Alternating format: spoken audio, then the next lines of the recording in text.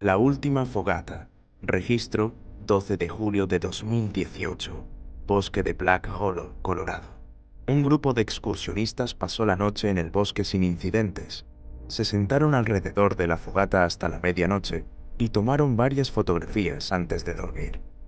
A la mañana siguiente, al revisar las imágenes, notaron algo extraño. En una de ellas, entre los árboles, se distinguía una figura alta y delgada con ojos brillantes. Ninguno recordaba haber visto a alguien allí. Esa noche, Diego despertó al escuchar hojas crujir. Miró hacia la fogata apagada. El resto del grupo despertó al amanecer.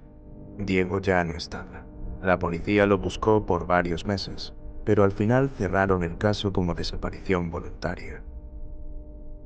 Suscríbete a mi canal de YouTube, dale like y activa las notificaciones.